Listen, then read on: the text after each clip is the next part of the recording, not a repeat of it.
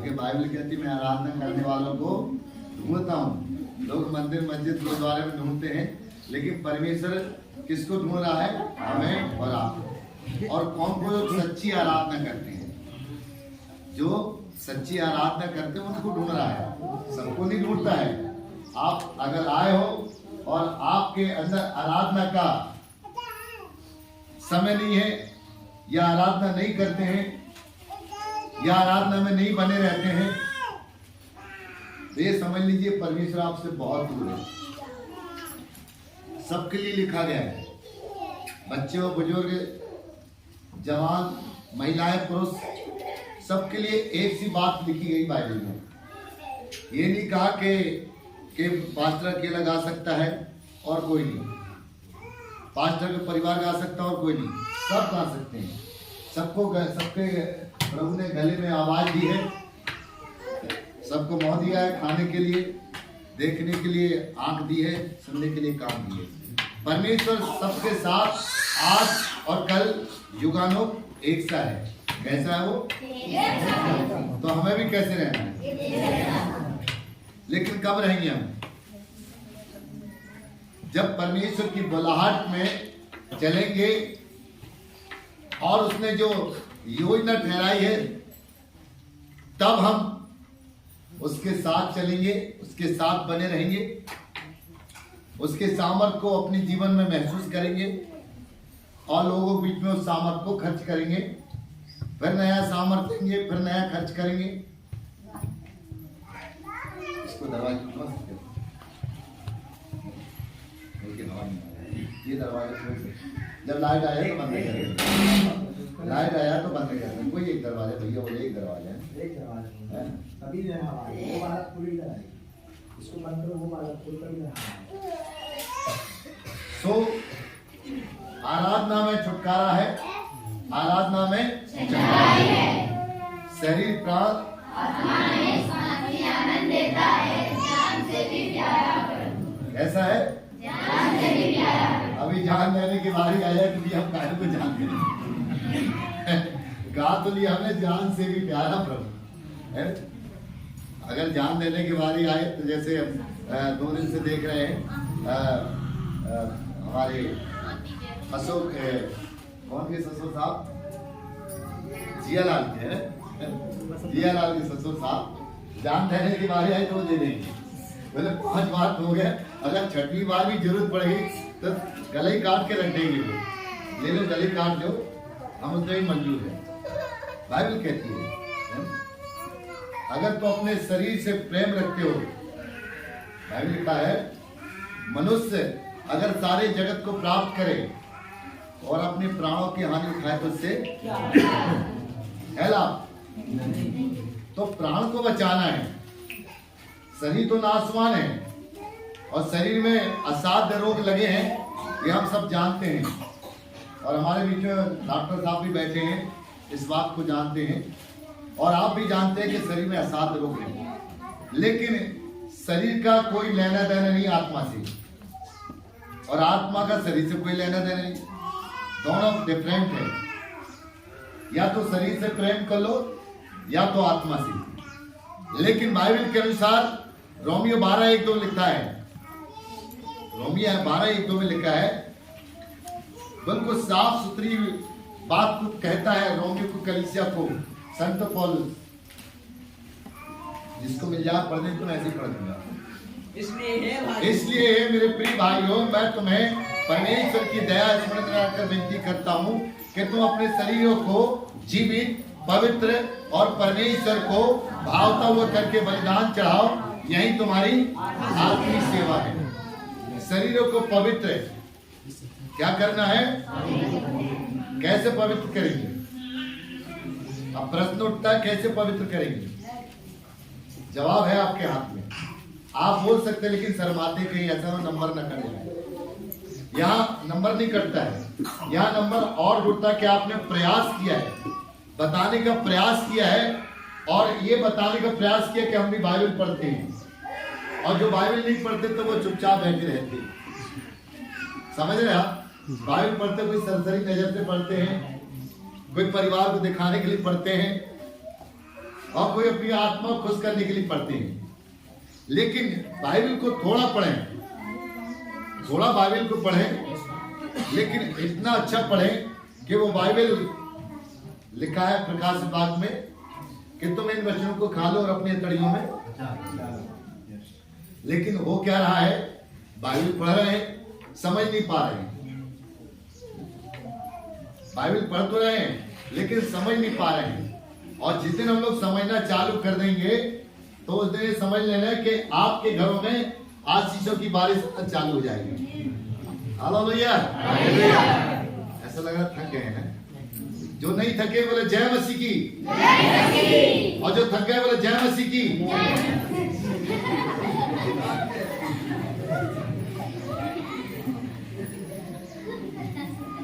अच्छा, जो थक गए वो हाथ खड़ा करते हैं। कोई नहीं खड़ा करे, पास्टर साहब देख रहे ये अभी बोले कि ये दोनों चीज बचा देना।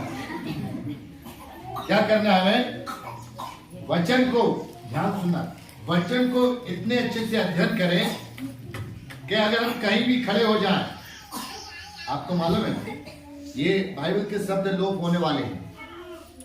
इजराइल से झगड़ा चालू हो चुका है और बाइबल कहती है जब इजराइल को चारों तरफ से, इजराइल के देश को चारों तरफ से जब घिरा हुआ देख लेना, तभी समझ लेना परमेश्वर का आगमन बहुत निकट चुका है। अभी भैया से बात कर रहे थे, राजेश भैया से, और समाचार सुने थे। भैया बता रहे तो बोले भैया यो तो बहुत जम के छुट चुका है। बस मैंने कहा थोड़े दिन बचे हैं तैयारी के, थोड़े दिन तैयारी के बचे हैं। कौन सी तैयारी? कितने लोग जाएंगे इस वक्त?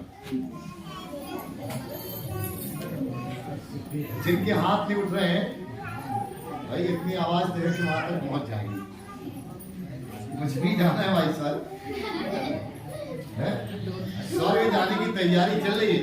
ये पाठशाला जो है, देखिए बच्चों को अपन पाठशाला भेजते हैं एक अच्छे अधिकारी बनने के लिए, और ये वाली जो पाठशाला है, इस पाठशाला में स्वर्ग में जाने की तैयारी और एक बड़े अधिकार के साथ, और हम स्वर्ग में बैठ के न्याय करेंगे। आपको मालूम है स्वर्ग में बैठ के न्याय करेंगे। बाइबल में कहीं लिखा है? नहीं लिखा तो पढ़ लेना, लिखा है उसमें। कौन करेगा न्याय? वो लोग नहीं करेंगे जो चोरी, हत्या, डकैती, व्यभिचार, झूठ, छल, कपट, ईर्ष्या, जलन, डाय, बैर, क्रोध, घमंड, अहंकार, ये लोग न्याय नहीं कर सकते। न्याय कौन करेगा? हो सकता है मेरी गिनती आ जाए, हो सकता है मेरी गिनती ना है, आप लोग गिनती आ जाए। प्रयास कर रहे हैं, प्रयास कर रहे हैं कि न्याय के समय हम और आप परमेश्वर के सामने, उसके सिंहासन के सामने निर्दोष पाए जाए। क्या पाए जाए? कौन पाए जाए? कौन पाए जाए? गीत हमारा पूरा नहीं हुआ, हमें अच्छा नहीं लग रहा है। कल बताएंगे सब।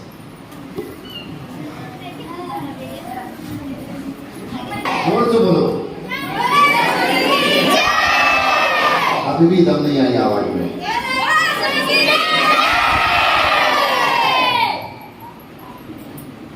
तो क्या करना है? थोड़ा दोनों हाथ ऐसे करें, ऐसे करें।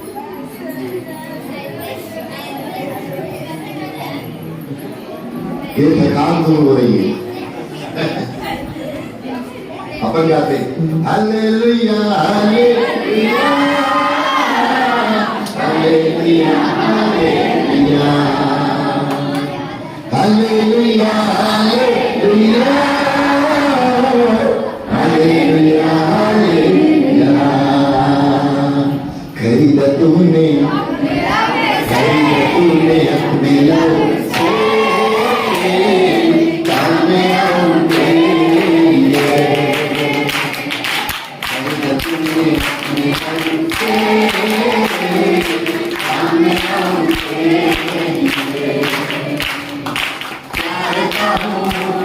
Hallelujah, hallelujah,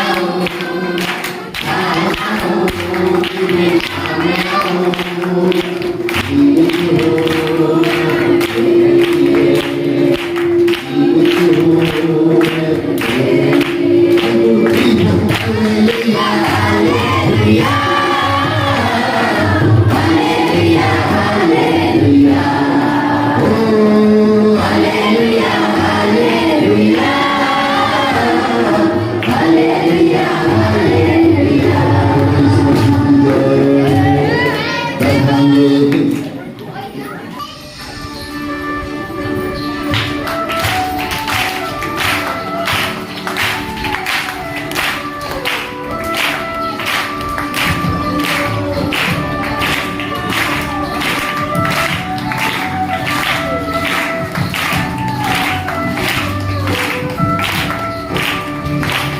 जिंदगी के सफर में यीशु है तेरे संग। जिंदगी के सफर में यीशु है तेरे संग। तू भूलना नहीं, प्यार छोड़ना नहीं, यीशु जाना। तू भूलना नहीं, प्यार छोड़ना नहीं, यीशु जाना। जिंदगी का सफर में यीशु है तेरे संग। यीशु का फजल तेरे साथ रहेगा, उसकी आशीष तेरे साथ रहेगी। निराशा में वो हमें नई आशा देता है। जब हम निराश रहते हैं तो हमारी एक आशा रहती है कि वो हमारी निराशा को दूर करेगा। आमीन।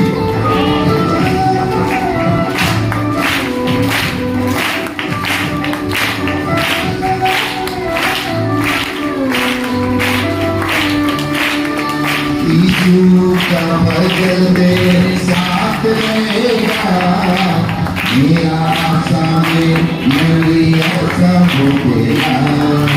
संकट के समय तुझे सहारा देगा, आंखों को थाम कर साथ चलेगा। यीशु का फजल तेरे साथ रहेगा, निराशा में आशा होगा। संकट के समय तुझे सहारा देगा, आंखों को थाम कर साथ चलेगा। तू भूलना नहीं, प्यार छोड़ना नहीं, यीशु का दामन। तू भूलना नहीं, प्यार छोड़ना नहीं, यीशु का दामन। जिंदगी के सफर में यीशु है तेरे संग। दर्शन के साथ तुझे सेवा होगा, प्रभु की महिमा तेरे जीवन से होगी। भलाई से बुराई को जीत तो लेगा, विश्वास की दौड़ को तू पूरी करना। दर्शन के साथ तुझे सेवा होगा, प्रभु की महिमा तेरे जीवन से होगी। भलाई से बुराई को जीत तो लेगा, विश्वास की दौड़ में तू पूरी करेगा। तो भूलना नहीं, प्यारे छोड़ना नहीं, यीशु जाना। तू भूलना नहीं, प्यारे छोड़ना नहीं, यीशु जाना। जिंदगी के सफर में यीशु है तेरे संग। जिंदगी के सफर में यीशु है तेरे संग। तू भूलना नहीं, प्यारे छोड़ना नहीं, यीशु का दामन। तू भूलना नहीं, प्यारे छोड़ना नहीं, यीशु का दामन। यीशु का दामन, यीशु का दामन। हालेलुया। सो कल एक दौड़ में दौड़ने के लिए हम लोगों ने रात में दौड़ लगाई किसी ने स्वप्न में दौड़ लगाई, किसी ने दर्शन में दौड़ लगाई और किसी ने सोते समय दौड़ लगाई। दौड़ तो सभी ने लगाई है और दौड़ना तो सभी को है। और दौड़ किस बात के लिए दौड़ना है बताएंगे आप? किस बात के लिए? हेलो, किस बात के लिए दौड़ लगाना है?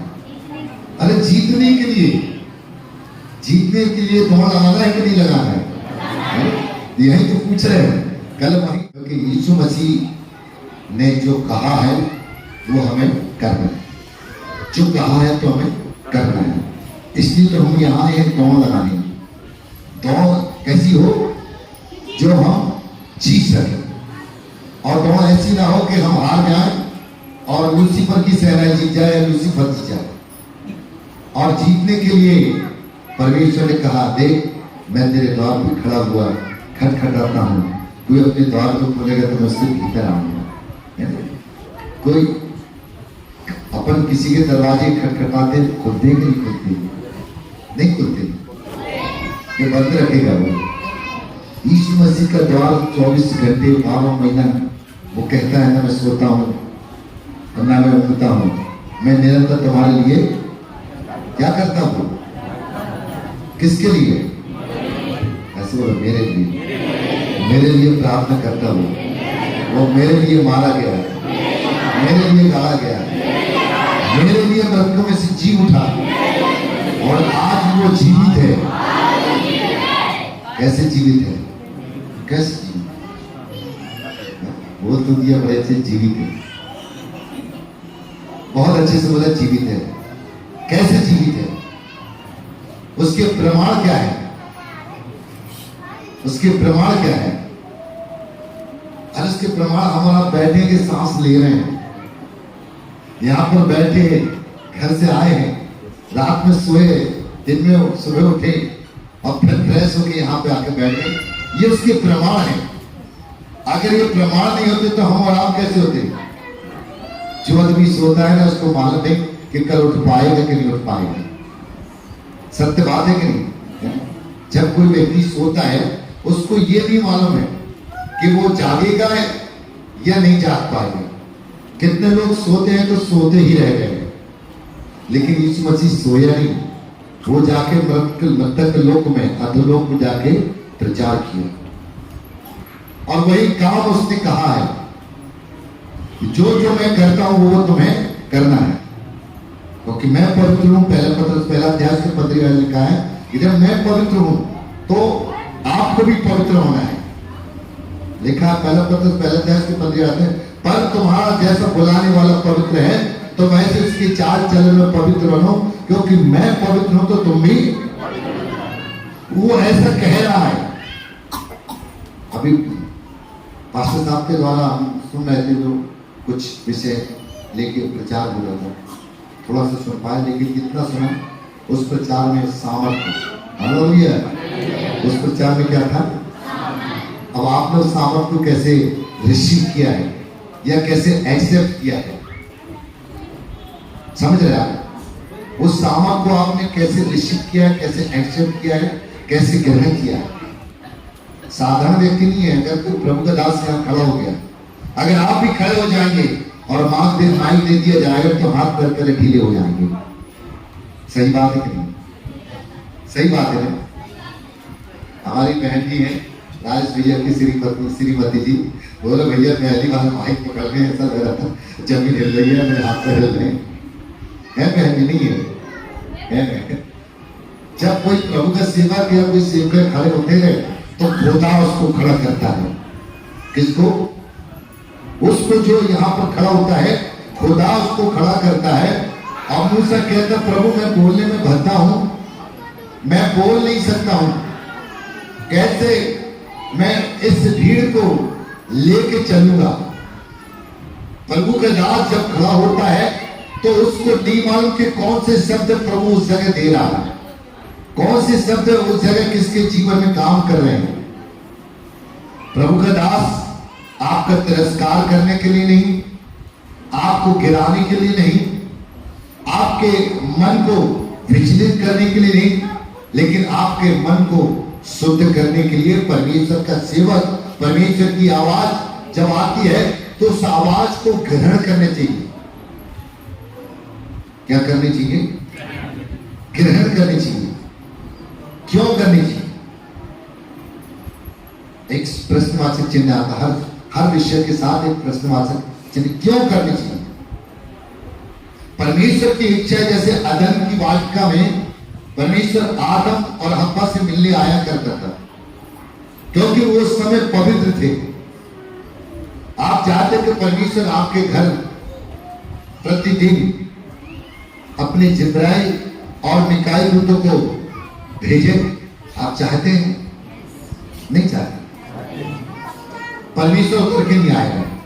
उसके जो स्वर्गदूत हैं वो सेवा टहल करने के लिए आपके पास जरूर आ जाएंगे, लेकिन कब आएंगे? जब खुदावन परमेश्वर प्रभु यीशु मसीह खुश करेंगे, तब परमेश्वर अपने स्वर्गदूतों को तैनात करेगा।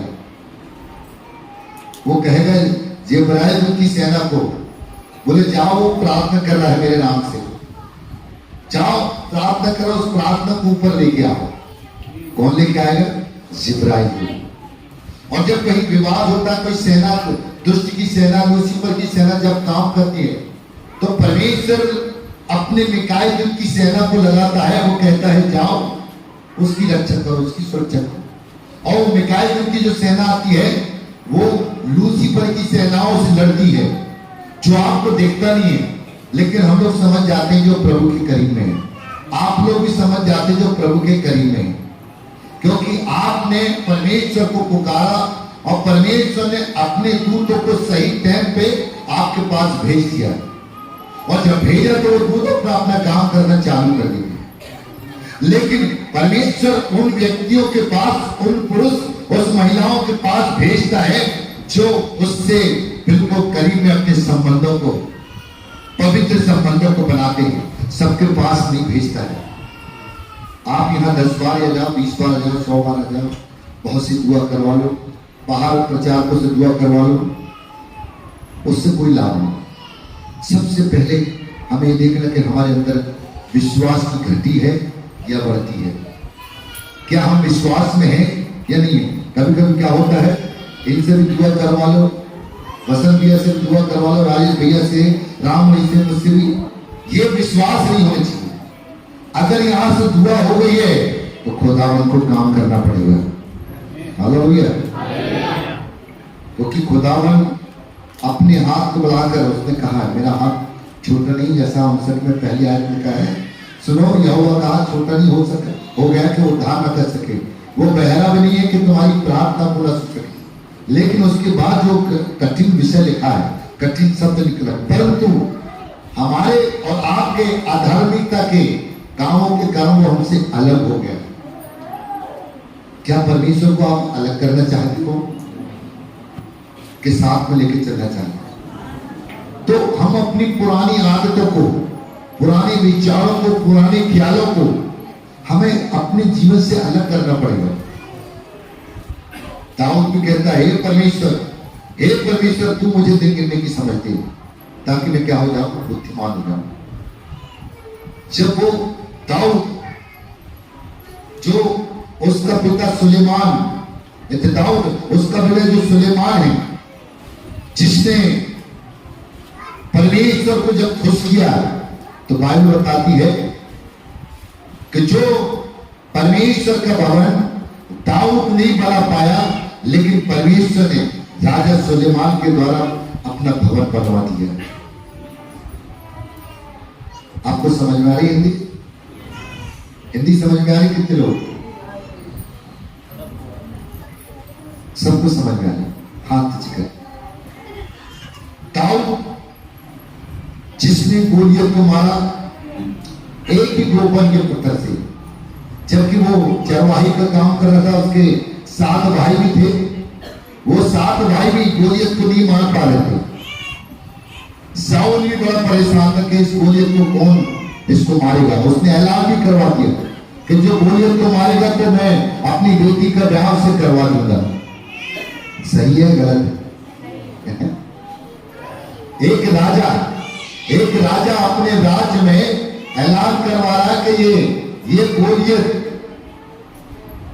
जिसको कोई हरा नहीं पा रहा है, मेरे शासन काल में, मेरे राज दरबार में इतने लोगों को मैंने भेजा, कोई गोलियत को हरा नहीं पा रहा। लेकिन दाऊद, वो दाऊद जो जंगलों में जब चरवाही करने जाता था, उसकी भेड़ बकरियों को रीछ या शेर या कोई भी जानवर ताकतवर जब ले जाता था तो उसको छीन कर ले आता था। राजा साउल भी दाऊद को देखकर हंसा। ये छोटा सा ये दाऊद, इतने बड़े बड़े जो हमारे मंत्री हैं, हमारे जो सैनिक हैं, जिनको तैयार किया, जिन्होंने कई जगहों में जाके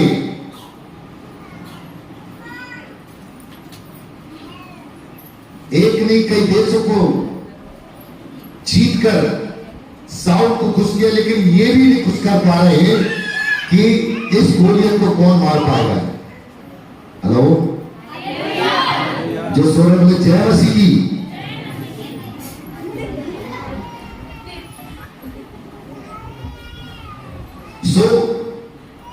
अब आपके सामने गोलियत है, गोलियत को आप कैसे हराओगे? 9 फुट 6 इंच का गोलियत, जिसके सामने कई सेनाएं लग गई, कई वीर योद्धाओं को भेजा गया। आज सवाल यही होता है कि गोलियत के जैसे हमारे जीवनों में कई युद्ध होते हैं। अब उस युद्ध में मुझे और आपको करना क्या है? दाऊद ने वही काम किया जो परमेश्वर की इच्छा थी। साउल, जबकि साउल को यह काम करना था, लेकिन साउल ने वो काम नहीं किया जो दाऊद ने परमेश्वर से करवाया। आप वही दाऊद हैं, आप वही दाऊद हैं जिसको परमेश्वर ने आपको बुलाया है गोलियत को मारने के लिए। वो गोलियत को जो लूसीफर की सेना है, जो आपको पीड़ित और परेशान करके रखी है, आप वो दाऊद है जो उस गोलियत के, उसके काम को, उसके योजना को नेस्तनाबूद कर सकते हैं। आप वो दाऊद हैं जो गोलियत के जीवन को समाप्त कर सकते हैं। सेनाओं की जो भीड़ आसपास इर्द गिर्द जो घूमती है, उसको आप नेस्तनाबूद कर सकते हैं। आप वो दाऊद हैं।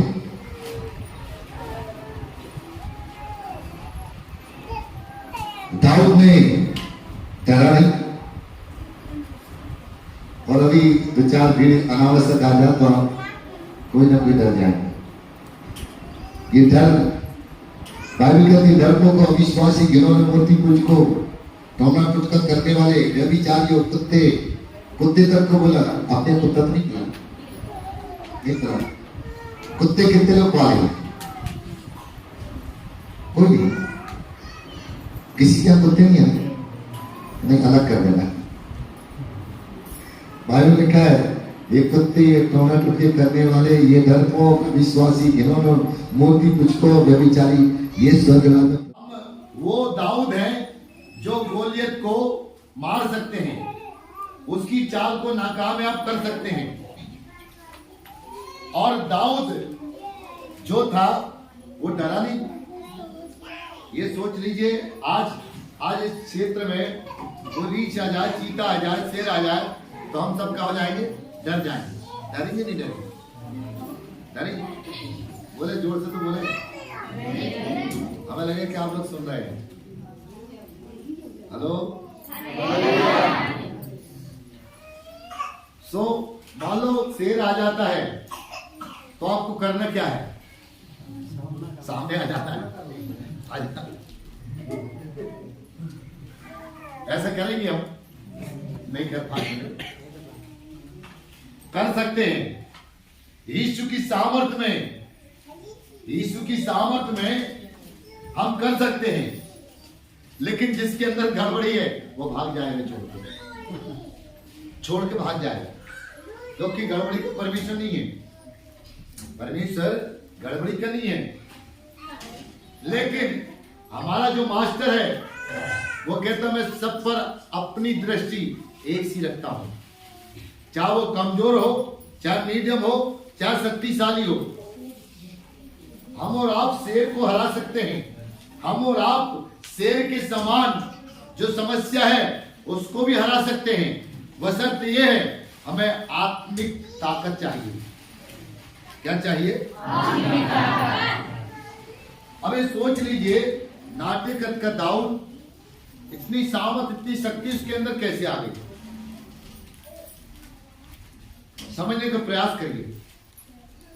इतनी सामत, इतनी शक्ति, इतनी एनर्जी उसके अंदर कैसे आ गई? विचार करिए।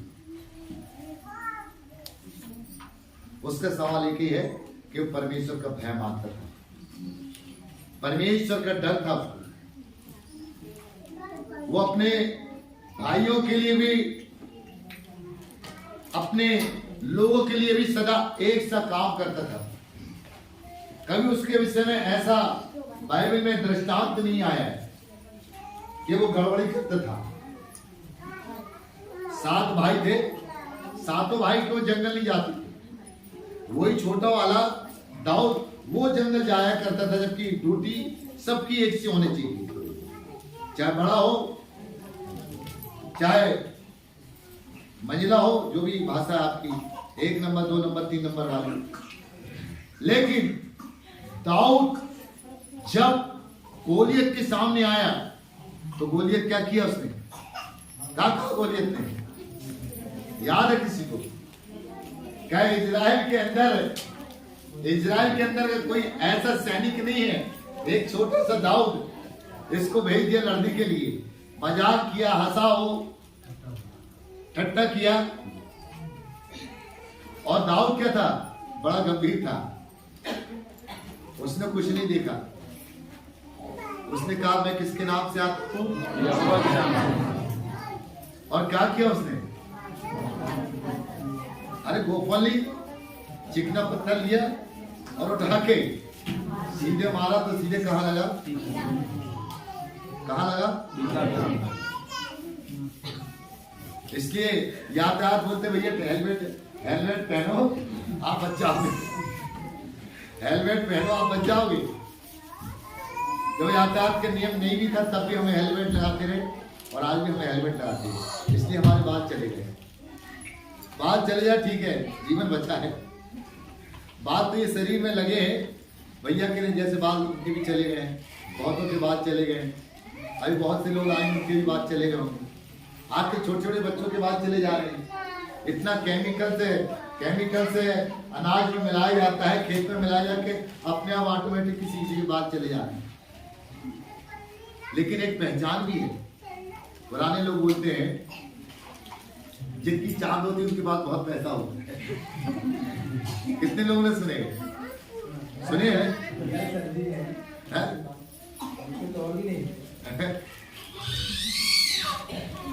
भाई देखिए, मैं वहीं ले जा रहा हूं दाऊद की इस कहानी के पीछे। ओके, डायरेक्ट एनकाउंटर नहीं। हालेलुया। सो बाइबल में ऐसा वर्णन आया है। चांद भी 2-3 प्रकार की होती है। एक शुद्धता को दिखाती है और एक अशुद्धता को दिखाती है। अगर किसी के बाल चले गए हैं तो हंसना नहीं तो आपको मालूम क्या होगा? मालूम है बाइबल कितने में पढ़ी है? क्या होगा?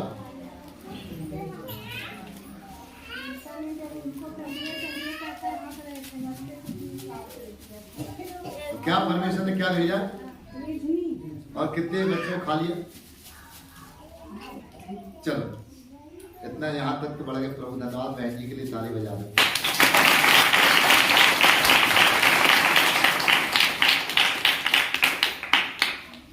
आपको कोई चिढ़ाता है, आपको कोई परेशान करता है, आप पर कोई दोष लगाए जाते हैं, केवल मुंह पे उंगली रख लेना बस। संग्राम यहोवा का है, युद्ध परमेश्वर का है। इस युद्ध में हम लोग हारने वाले नहीं हैं। हम हारने के लिए यहां बैठे नहीं हैं, जीतने के लिए आए। कल रात्रि में जो दौड़ रहे थे वो दौड़ आखिर तक चलेगी अपनी। एक दौड़ में कितनी बातें शामिल होगी उसको हमें अपने अंदर एक्सेप्ट करना है, अपने अंदर एक्सेप्ट करना है, उसको ग्रहण करना है, उसको रिसीव करना है। ये जो बातें जो मेरे और आपके जीवन में जो पाई जाती है, कौन सी ऐसी बात है जो अभी तक हम छोड़ नहीं पा रहे हैं, और कौन सी ऐसी बात है जो हमें करना चाहिए।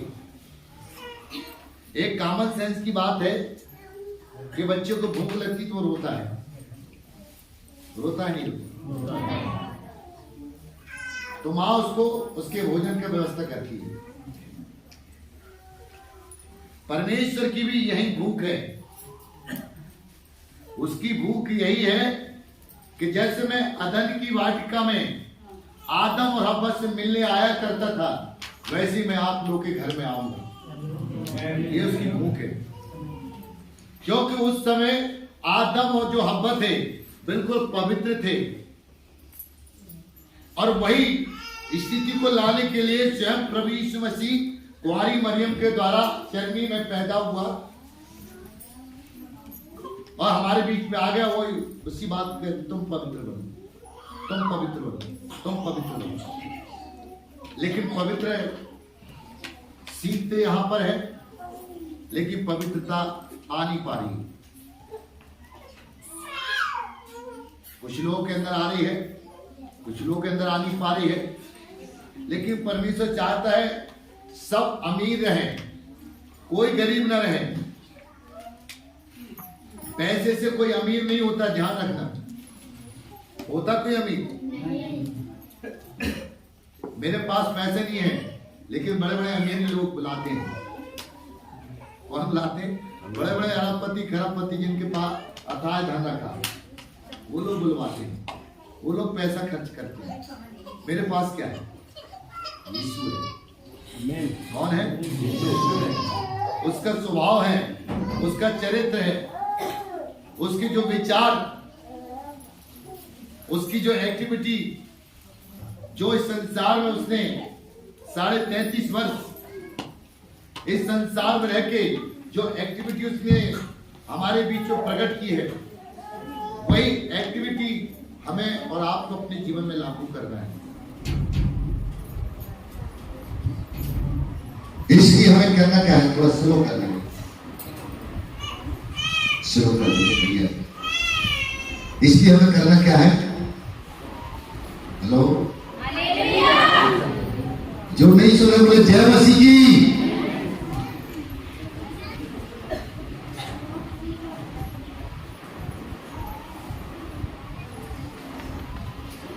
जागते रहो, प्रार्थना करते रहो, ताकि आने वाली परीक्षा में ना हो।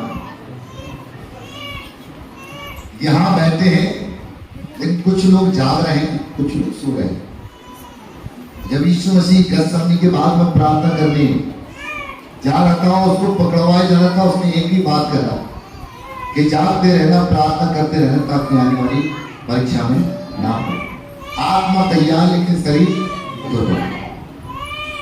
तो बहन जी, जो बच्चा रो रहा है थोड़ा संभाल ले जाएंगे, फिर ले आएंगे। तो हमें क्या कहना? शरीर के अनुसार जीना है या आत्मा के अनुसार? कैसे? शरीर क्या है? नासवान है, दुर्बल है, शरीर में रोग लगे रहते हैं। अभी शरीर में कोई चोट लग जाए तो कराहते रहेंगे, पता चला मीटिंग में भी नहीं आएंगे। और बाइबल कहती है मैं बीमारों के लिए आया हूं, मैं पापियों के लिए आया हूं, ताकि ज्ञानवान लज्जित हो जाए। जिन्होंने ज्ञान बांट के रखा है, अलग अलग प्रकार का ज्ञान बांट रखा है, वो हमें और आपको बढ़ाने नहीं दे रहे हैं। और जब बढ़ रहे हैं तो टांग पकड़ के खींच रहे हैं कि ये लोग कैसे बढ़ रहे हैं। समझ रहे हैं? मैं उस तरफ। तो हमें क्या बनना है? अरे दाऊद ने जो कहा, क्या कहा मालूम? क्या कहा? मैं यहोवा के नाम से आता हूं। यस, भैया के लिए ताली सुन रहे थे भैया। हमें करना क्या है? मैं यीशुआ के नाम से आता हूं। है दुष्ट आत्मा, तेरा कोई अधिकार नहीं है। है बीमारी, तेरा कोई अधिकार नहीं है। मैं यीशु मसीह का बेटा बेटी हूं, तेरा कोई अधिकार नहीं है। तुझे यहां से जाना पड़ेगा। उसको डांटना पड़ेगा, प्रेम से नहीं, डांटना पड़ेगा। और कैसे डांटेंगे? मुन्ना भैया कैसे डांटेंगे? अधिकार से। अधिकार से, अधिकार से। अधिकार आपके हाथ में है। यीशु मसीह ने कहा है, इनमें 1:5 में लिखा है कि मां के गर्भ के रचने से पहले मैंने तुझ पर चित्र लगाया और उत्पन्न होने से पहले मैंने तेरा अभिषेक किया। वही अभिषेक जो एक बच्चे को, जब वो बच्चा जन्म लेता है, वो गलती नहीं करता है, वो पाप नहीं करता है, वो किसी की बुराई नहीं करता है, वो किसी की निंदा नहीं करता है। वो क्या करता है? क्या करता है? या तो माँ का जो दूध है वो पिएगा, या तो फिर सोएगा, या तो फिर आपसे बातचीत करोगे, या तो फिर वो बच्चे या बच्चा जो भी है आपके साथ खुल मिलकर अच्छी बात सीखेगा। हम भी वही बच्चे हैं जो प्रभु यीशु मसीह सीख रहे हैं। सीखने के लिए कोई आयु नहीं है। जब 75 वर्ष का अब्राहम को परमेश्वर ने अपने घर से बुला के कहा, है अब्राहम तू निकल यहां से, मैं जो शहर में, जो देश, मैं जो नगर दे रहा हूं, तू आ जा। उसने ना पिता को देखा, ना भाई को देखा, ना किसी को नहीं देखा। और क्या हुआ? वो अपनी पत्नी सारा को लेके, अपने भतीजे लूत को लेके और उसकी पत्नी को लेके चारों निकल चुके। लोग चारों निकल गए। आप जिस स्थान से आए हो, आप बहेरा में आए, चर्च में आए, आप प्रभु यीशु मसीह के पास आए। आप किसके पास आए हो? और मैं भी कहाँ आया हूं? ढूंढोगे तो पाओगे, खटखटाओ तो खोला जाएगा, और मांगो तो यहां से भागेगा। यीशु मसीह के देगा। क्या देगा? क्या देगा? आशीष देगा। पैसा नहीं चाहिए। कितनों को पैसा चाहिए? पैसा कितनों को चाहिए? अरे मुझे तो चाहिए, मैंने तो हाथ उठाया है, मुझे तो चाहिए। आपको नहीं चाहिए? नहीं देगा। आप भी उठाया, नहीं देगा। यहां बोले मांगो तो दिया जाएगा, बता ही नहीं रहे हम लोग। मैं मांगू पैसा, मुझे पैसा चाहिए, लेकिन इतना चाहिए जितनी जरूरत है। पसंद है कितना चाहिए? जितनी जरूरत है उतना ही चाहिए। जहां जहां मुझे आवश्यकता पड़ेगा परमेश्वर, वहां वहां मुझे पैसे की जरूरत है, लेकिन इतना देना कि तुझे भूलने न पाऊं। जो पैसा हमें मिलता है उसमें ब्लेसिंग बहुत रहती है, क्योंकि आप जो पैसा कहीं से लेकर आते हो, आप जो समझदार होते हो उस पैसे में दुआ करते हो। कितने लोग दुआ करते बताइए? आप क्या करते? सब नहीं उठाना, जो करते वाकई में पैसे के लिए।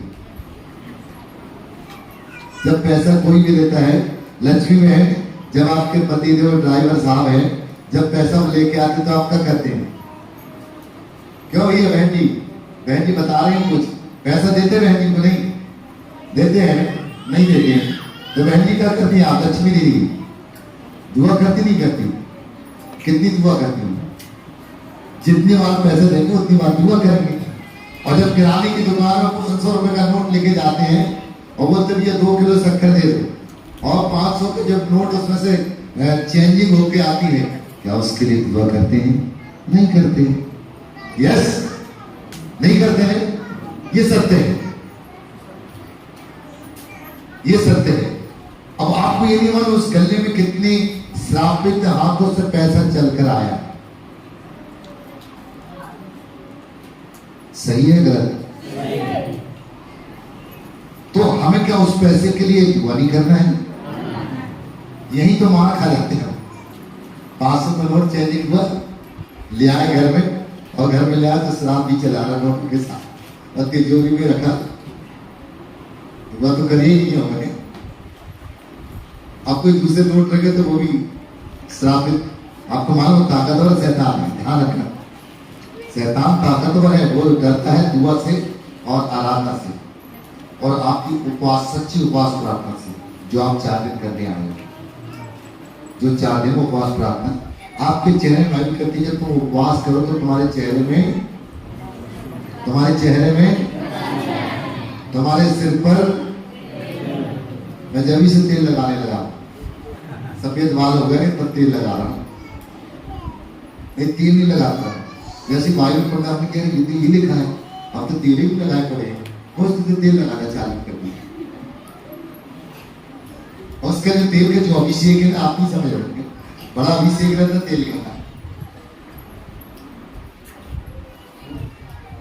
सो करना क्या है? पैसा हमें चाहिए कि नहीं चाहिए?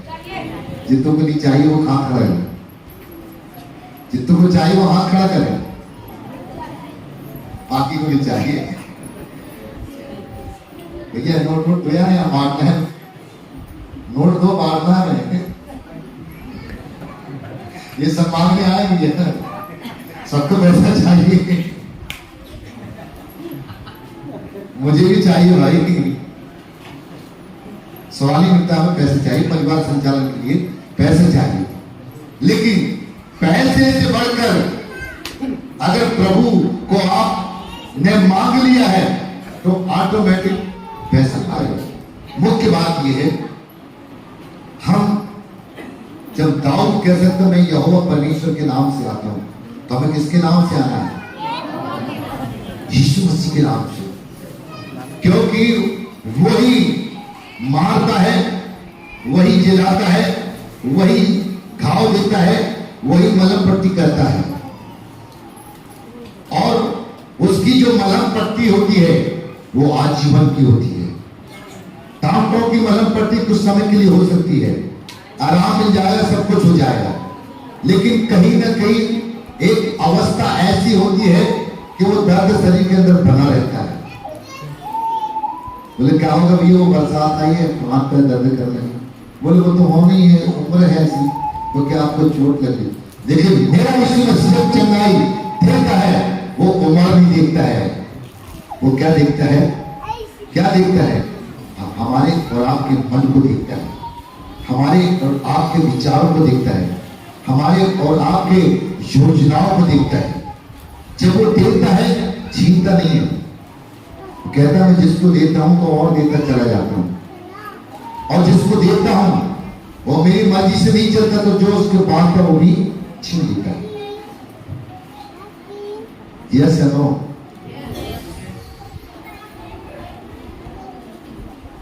तो इस अवस्था में हमें करना क्या है? इस अवस्था में हमें करना क्या है?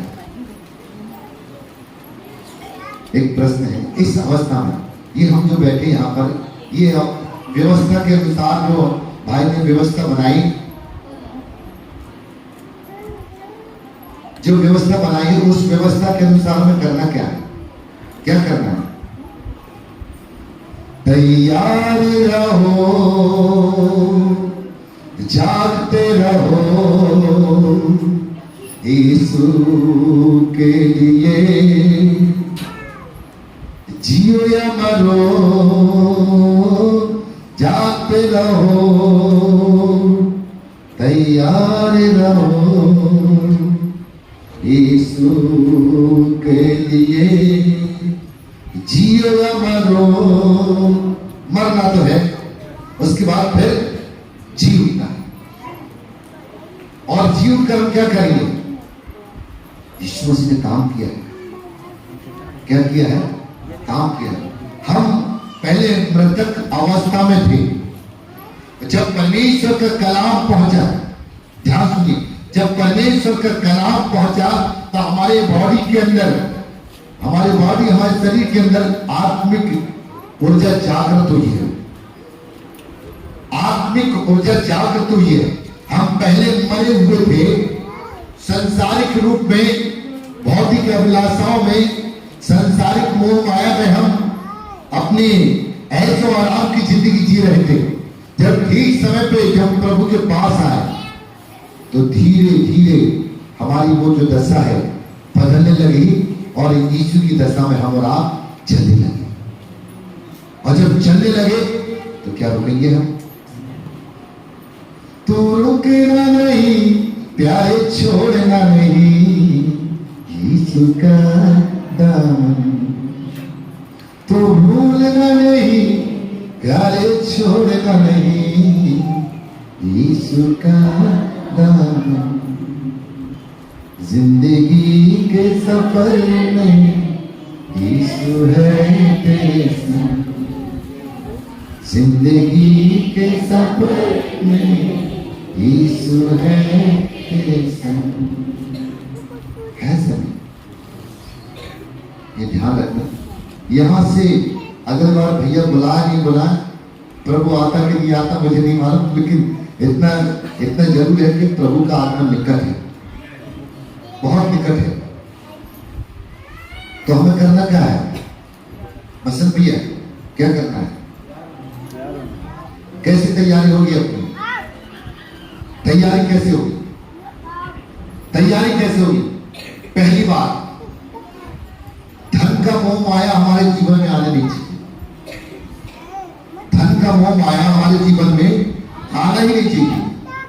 जहां धन, सवेरे भैया को था, जहां तेरा धन वहां तेरा मन, ना रहेगा धन ना लगेगा। और बाइबल कहती मत्ती 8:5 में लिखा है, धन्य है जिनके मन शुद्ध हो परमेश्वर को देखेंगे।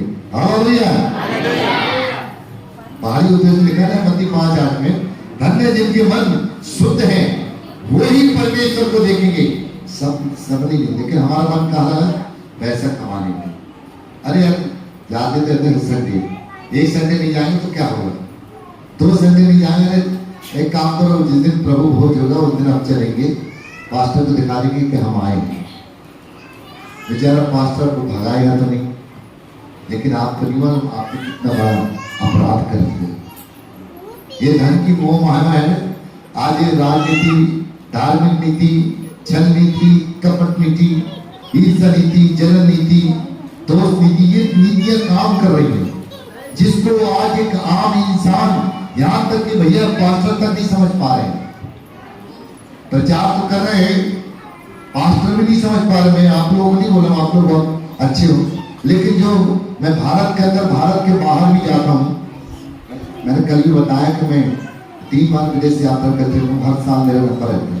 साल में एक बार मुझे लगभग 4 से 5 लाख मेरे ऊपर खर्च किया जाता है। मेरे पास कोई पैसा नहीं है, मैं बगैर पैसे के वहां में चलता हूँ। इसलिए मैंने बोला कि जहाँ तेरा धन वहां तेरा मन। मैं प्रभु के पास आया, धन छोड़कर आया हूँ। कल भी मैंने छोटा सा डायरेक्शन किया कि मैं यीशु मसीह के पास आया हूँ तो पैसा छोड़कर आया। पहले एक मकान पानी टपकता था तो कहीं बाल्टी कहीं डर पे, आज प्रभु ने मुझे 5 मकान दिए, अच्छे बहुत सुंदर मकान दिए, लेकिन रहता हूँ एक ही मकान। एक मकान प्रभु के लिए छोड़ दिया पूरी जमीन, जो कई करोड़ों की है। कई करोड़ की प्रभु ये तेरे लिए, मेरे लिए नहीं है। मेरे लिए तो तूने कई अरबों खरबों रखा स्वर्ग में, है ना? जहाँ कोई चोर नहीं जा सकता है, ना काई लग सकती है ना? भाई हम उस धन की खोज में आए हैं, जहाँ हमें और आपको जीवन की पुस्तक में ये नाम लिखा हुआ मिलेगा कि तुम्हें ये जगह दी जाती है, तुम वहां पर रहना, तुम यहाँ रहना, तुम यहाँ रहना। बाइबल लिखा है, मैं जा रहा हूँ तुम्हारे लिए जगह तैयार कर रहा हूँ, जहाँ मैं रहूंगा वहां हमें वहीं तो रहना है। अब ये नहीं मानो 6 महीने बाद प्रभु आ जाए, कल आ जाए, 3 महीने बाद, 2 महीने, 1 महीने बाद, आना तो है, आना है, प्रभु यीशु मसीह को आना है। ये चिन्ह प्रकट हो गए जो अपने प्रकाश में पड़ा है, और वो तैयारी हो चुकी है।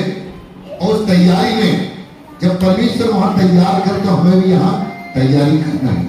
बसंत भैया ने बोला ना कि मैं तैयारी कर रहे हैं। तैयारी करने के लिए हमें सबसे पहले क्या छोड़ना पड़ेगा, बताएगा कोई? सबसे पहले बहनी लोग क्या करना पड़ेगा? चश्मा वाली बेटी, तेरा चश्मा नहीं दिख रहा मुझे, क्या करना पड़ेगा? सबसे पहले तैयारी के लिए हमें क्या करना पड़ेगा?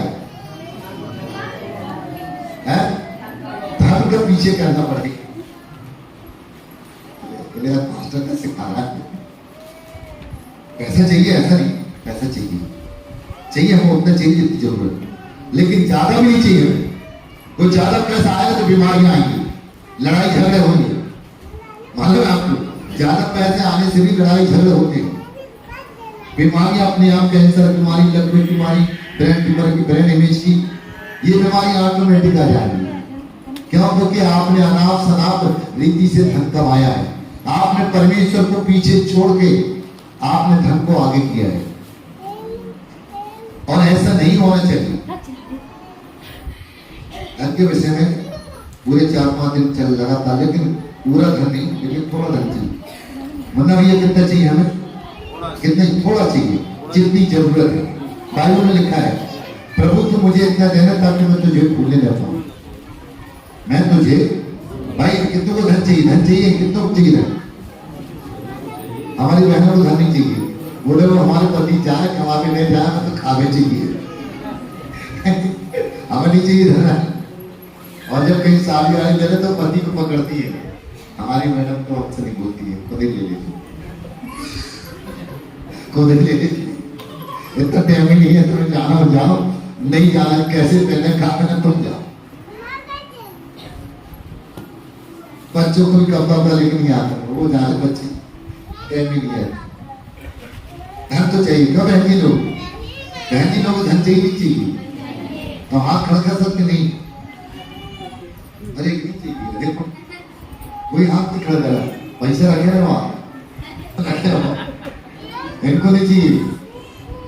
निशा बहन, आपने भी हाथ में उठाया, पैसा नहीं मांगा भैया से, ठीक है? आप लोगों ने कोई ने हाथ नहीं उठाया, जल्दी समझ में नहीं आता है। अरे धन चाहिए कि नहीं चाहिए? तो हाथ उठा सकते हैं, फिर भी नहीं उठ रहे बस भैया। अरे हम तो हाथ उठाने में धन चाहिए, हमें तो चाहिए धन, हमें चाहिए कि नहीं चाहिए? है? अब यहाँ आए हैं तो कपड़े भी चाहिए हमें, गाड़ी का साधन भी चाहिए, धन की जरूरत तो पड़ती है। लेकिन सबसे पहले मैं यीशु मसीह को आगे रखता हूँ, सबसे पहले मैं यीशु मसीह को आगे रखता हूँ। धन तो मुझे भी चाहिए, धन तो भैया को भी चाहिए, धन तो बहन जी को भी चाहिए, हमारे भाई साहब लोगों को भी चाहिए, सबको चाहिए। क्यों डॉक्टर साहब, बात सही है कि नहीं? धन तो चाहिए अपन को। और जहां ज्यादा धन इकट्ठा हो जाएगा वहां बीमारियां, समस्या अपने आप आएंगी, क्योंकि आपने परमेश्वर के खिलाफ में इतना धन इकट्ठा किया जो जरूरत नहीं था। क्या बोलते हैं? अरे भैया संहिता में तो लिखा है 128 है, हमारे धन संपत्ति के हमारे नाती पोते खाएंगे, ऐसा भी लिखा है। कई लोग ऐसा पोते दिखाने भी लगते हैं, लेकिन अगर वो धन संपत्ति में आशीष नहीं तो नाती पोते कैसे खाएंगे? वो ऐसी संपत्ति देता कि नाती पोते तो खाएंगे, लेकिन जब परमेश्वर के आज्ञाकारी होंगे तब वो धन में आशीष आती है, तब वो धन को नाती पोते और उनके आने वाली वंशज भी खाती है। Hallelujah, hallelujah, hallelujah. तो बताइए धन चाहिए कि नहीं चाहिए? तो हाथ खड़ा कर सकते हैं। तो करना क्या है? पहले दाऊद के समान तैयार होना है कि शेर जैसी समस्या आ जाए, बीमारी आ जाए, या कोई अनावश्यक ऐसा काम आ जाए जो आपके दिलो दिमाग से बाहर है, तो क्या करोगे? क्या करोगे? अरे बोलो ना, क्या करोगे?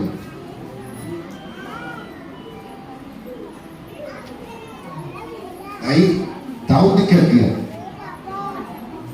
मुन्ना भैया ने बहुत अच्छे से बताया, मैं यहोवा के नाम से आता हूं, मैं यीशु मसीह के नाम से आता हूं, ऐसा ही समस्या में तुझे यीशु के नाम से डांटता हूं, इसी समय मेरे घर को छोड़ के जाओ। ये अधिकार चाहिए, अधिकार चाहिए। अगर अधिकार है तो उपयोग करोगे, नहीं है अधिकार तो चिल्लाते रहो।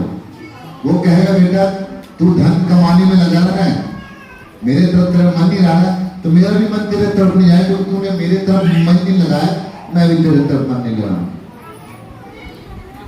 बात सही है कि नहीं? भाई जिस मालिक ने मुझे आपको रहने के लिए जगह दे, खाने के लिए साधन उपलब्ध, पहनने के लिए, चलने फिरने के लिए, जो मालिक है, जो हमारी सारी व्यवस्था करे, तो उसकी हम सुनेंगे नहीं? सुनेंगे कि नहीं सुनेंगे? लेकिन क्या हो रहा है? अनसुना कर रहे हैं, सुनकर अनसुना कर रहे हैं। और जब सुन ही नहीं रहे हैं तो वो क्यों सुनेगा हमारी? वो क्यों सुनेगा? जितने संडे पढ़ते हैं, हर संडे आप प्रभु के भवन में आएंगे, अपना 10वां अंश, 100 रुपए का 10, 1000 रुपए का 100, 10,000 का 1,000 बिगड़ कहे पहले सप्ताह में आप प्रभु के भवन में लाके लिफाफा में पासवान से दुआ करवा के दे दीजिए। भेंट 3 प्रकार की होती है, कलीसिया में बहुत सिखाता हूं। पहली भेंट होती है साप्ताहिक, दूसरी भेंट होती है आपकी 10वां अंश की, और तीसरी भेंट होती है आपकी स्पेशल भेंट।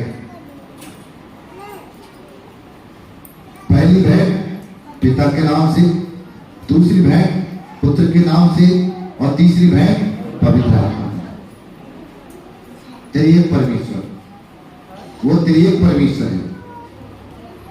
जैसा वो त्रिएक है, हमें भी तीनों बातों को एक करना है, अपने जीवन में लागू करना है।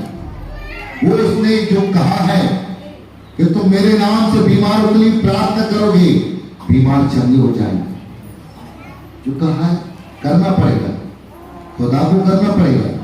करेगा नहीं करेगा? करेगा नहीं करेगा? वो उनके साथ नहीं करता जो उनकी मर्जी से नहीं चलती,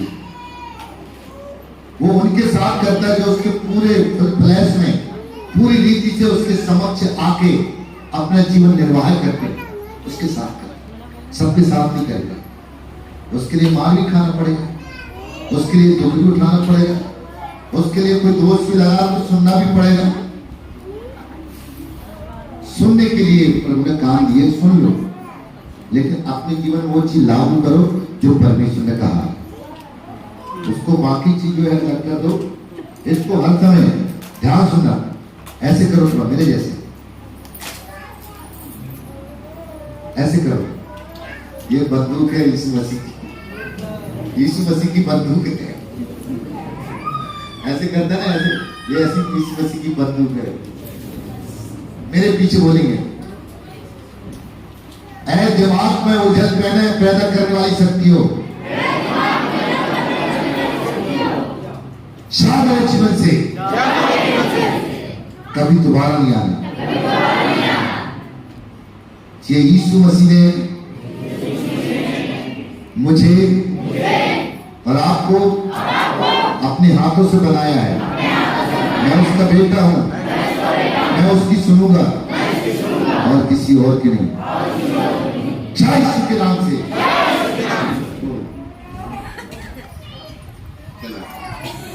आप दोबारा नहीं आनी चाहिए, कोई चीज यहां नहीं आनी चाहिए, किसी फालतू चीजों को यहां रखना नहीं। यहां पर परमेश्वर की सामर्थ है, सारा खेल इसका है। आप समझ लीजिए इसी का खेल है। अगर वो राष्ट्रपति बैठा तो यहां से बैठा है, प्रधानमंत्री बैठा तो यहां से बैठा है, कोई अरबपति खरबपति बना तो यहां से बना है। लेकिन आप उससे बढ़कर, जिसका कोई मूल्य नहीं है, उससे बढ़कर आपको परमेश्वर ने बनाया है। और जब बनाया है तो वो अपने पास स्वर्ग राज में प्रवेश दिलाती है। हालेलुया। कितने लोग अपने घर को स्वर्ग बनाना चाहते हैं? खड़े हो जाएंगे, खड़े हो जाएंगे।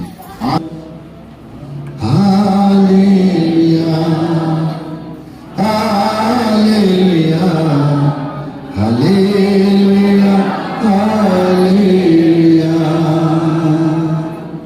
मेरे पास ही रहना प्यारे सो, तुझ बिन मैं जी ना पाऊंगा। मेरे पास ही रहना प्यारे में जीना पाऊंगा।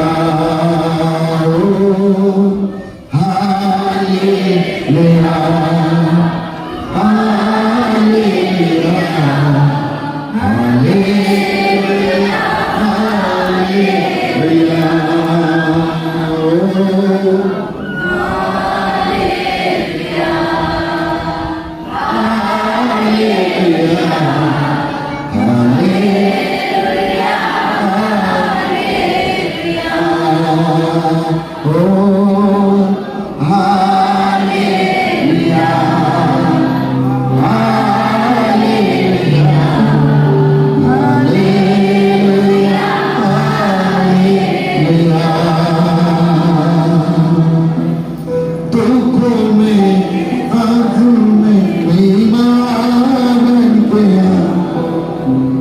कष्टों में कर्जों में मेरा पिता बन गया। दुखों में आंसू में बीमार बन गया।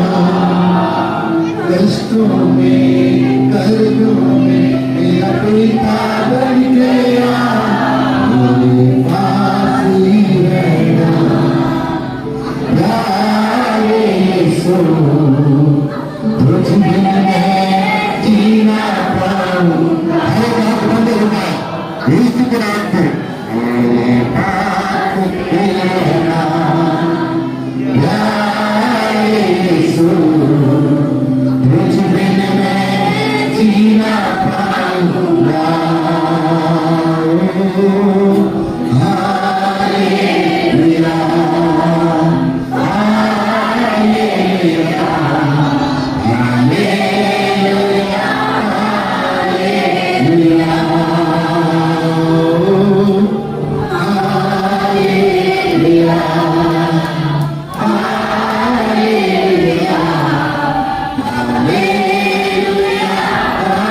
हालेलुया। प्रभु आपके सामने खड़ा है। प्रभु आपके सामने खड़ा है। प्रभु आपके सामने खड़ा है। आप विश्वास करिए, प्रभु आपके सामने खड़ा है। प्रभु आपके सामने खड़ा है। प्रभु आपके सामने है। वो आपको दे रहा है। वो आप जो मांग रहे हैं वो आपको दे रहा है। आप विश्वास करिए, प्रभु आपको दे रहा है। Hallelujah, hallelujah, hallelujah. हाथ बंद करें।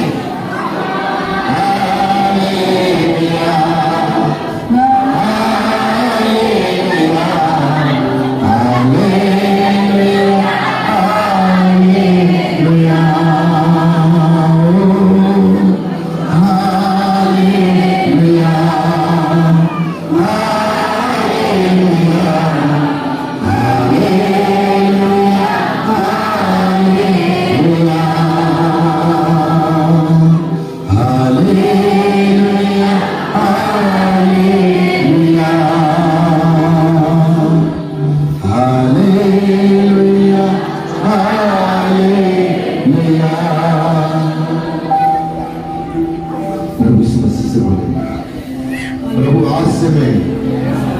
प्रभु आज से मैं मुझे आप चाहिए। मुझे आप चाहिए। मुझे धन नहीं, मुझे पहले आप चाहिए। मुझे जितनी धन की आवश्यकता है वो आप दीजिए, लेकिन आपका उल्लंघन ना हो। आपका उल्लंघन ना हो। मुझे ऐसा धन चाहिए। पहले मुझे आप चाहिए। मुझे आपकी आज्ञा पालन करना है। प्रतिदिन सिखाइए। मैं एक भी गलती ना करूं। मैं तेरे पीछे चलना चाहता हूं। मैं तेरे पीछे चलना चाहता हूं। तू मेरे जीवन में आ, मेरे घर में आ,